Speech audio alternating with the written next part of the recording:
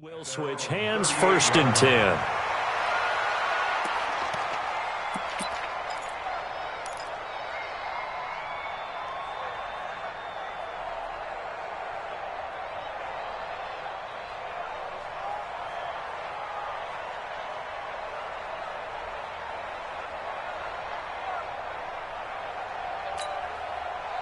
Out there ready for this next drive, the Redskins offense. And, Charles, we are in the midst of a very one-sided affair. I think this is where you and I have to fill a little bit. You want to regale us with old stories of your childhood in New Paltz, New York? I don't think anyone wants to hear that, but this is a perfect time for us to start listing MVP candidates, right? The best teams we've seen so far this year, the best games that we've called thus far, how we anticipate the season unfolding. We can go in so many different directions because the game certainly not taking us there. Oh, I hear the remotes clicking off 49, right now. 49, guys. Mike, 49. Looking to throw again on 2nd down. Haskins. And a diving grab. I think he got that, yes. A gain there of 21 yards. It must be something about the night air because he is putting on an absolute show under the light. Yeah, we've established anything in his vicinity, he's grabbing it. Back-to-back good plays have him on the move on 1st down. Let's get off the field. Slam. On 1st and 10, it's Haskins. That'll be complete to Breida.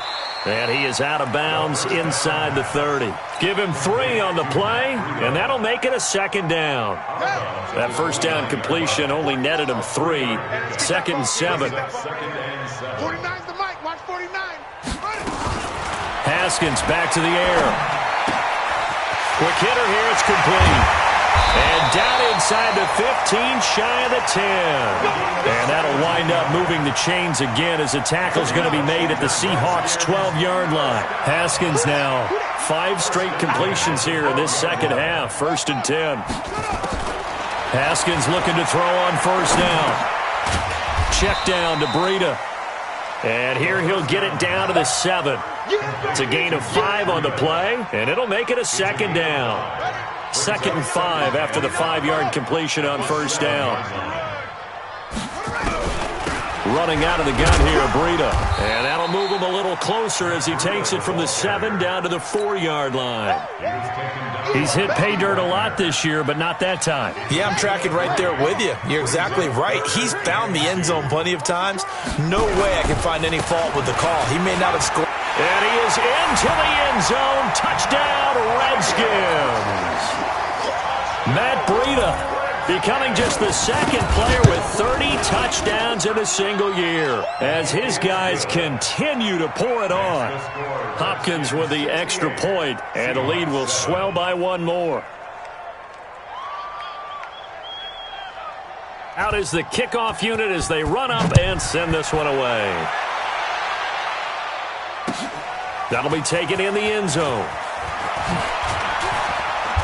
And he's up past the 20 to the 22-yard line. Let's go. The Seahawks take over 1st and 10 at their own 22-yard line.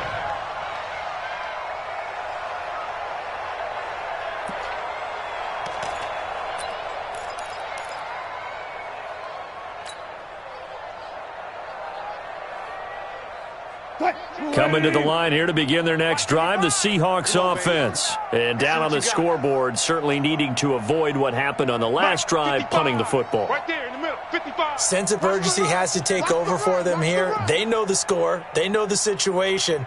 And by the way, the punter no longer exists for their offense. That's how they have to treat this job. They need points. Big time. And now here is another interception. Picked off by Troy Apke. And they are going to take over right there at the 22-yard line. The Washington offense at the line and ready to roll. And this game comfortably in hand. The scoreboard speaks for itself, but you still got your starting quarterback out there. When you go to the backup, let him get some time. And that's one of the great questions in the NFL, Brandon, because I'm just going to tell you, in the 2015 season, I commentated on 3 games in a row. There were blowouts. And in none of them did the starting quarterback ever come out of the game for the team that had a big lead. And in each instance, I asked the coaches later on, Why didn't you do that? And they all looked at me and said, just don't really do that in the NFL. These guys play, and we just play them all the way through. Now, in certain situations, they will take them out, but for the most part, they're not as worried and concerned about getting them out of the game, and that's always puzzled me a little bit. Line of scrimmage, the 37 on 1st and 10. Here's Breida. It's a 7-yard carry to set them up with a 2nd and 3. Bottom line, they want to keep this clock rolling, so they'll take that one right there. They just want to keep falling forward, and they want to put the onus on the big fellas up front in order to bring this one home. So they'll come up after the gain of 7 on a 2nd and 3. Now they'll look to Haskins to throw it. That's complete to his receiver, McLaurin. And that'll wind up moving the chains again as the tackle's going to be made at the Seahawks 36. I think it all came together there. In-breaking route, drove it with excellent pace. Money throw right there to move the sticks. Just 2 minutes remaining here in the fourth quarter of what has been a one-sided affair. So it's Redskin football here as we welcome you back. And let's see what they've come up with offensively after having time to talk it over. Now it's Breida. Making the stop that time, Bobby Wagner. Partner, I think from our experience together, we have learned that most offensive coordinators are going to tell you, if I'm going to run the football on first down, I've got to get at least 4 yards. They got 5 here. They've got to feel pretty good about that one. They stay on the ground. Again, it's Breida. He'll get the first down and more inside the 20. And he's in for the score. And his spectacular season continues as he ties the NFL touchdown record. He is phenomenal. Extra point good by Hopkins. And that will extend this big lead. Makes the score Redskins 75, Seahawks 7. Set now to kick this one away, and off it goes.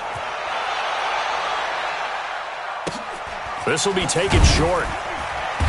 And he'll take this across the 25, couple extra yards up to the 27-yard line. At their own 27-yard line. Coming to the line here to begin their next drive, the Seahawks offense. They've lost this one. Their offense has struggled. Do they try to put together something here at the end just to take into next week? Yeah, sometimes teams want to do that and coaches want to. I remember one time I was on a team and we were losing late in the game like this, and you knew it was lost. It was over, right? And the coach called a running play and pretty much said to everyone, I want to see something executed well before we get out of here. And that was the message to the team. Just something. And my goodness, another interception. Monte Nicholson picks it. And he will bring this all the way back out to midfield. Just a little bit of a rough stretch. 6 interceptions now in these last 2 weeks combined. I know the easy thing is to go back to mechanics, footwork, things of that nature. I'm also wondering, is he getting fooled by what he's seeing on defense? Has the scouting report changed? Are they showing him things different than what he expected? For the second week in a row, he's throwing it to the guys in the wrong color shirts. Yeah, he better figure, whatever the reason is, he better figure it out. Ball up to the 35 now as they come up on 1st and 10. Once again, they run with Breida on first down. He'll get the first down and more inside the 20. And he's all the way down to the 13-yard line. That good for 22 and a first down.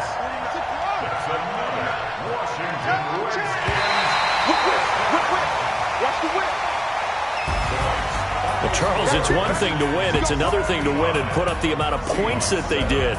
Boy, were they clicking on offense. They can't help but feel great about themselves, can they? I mean, what a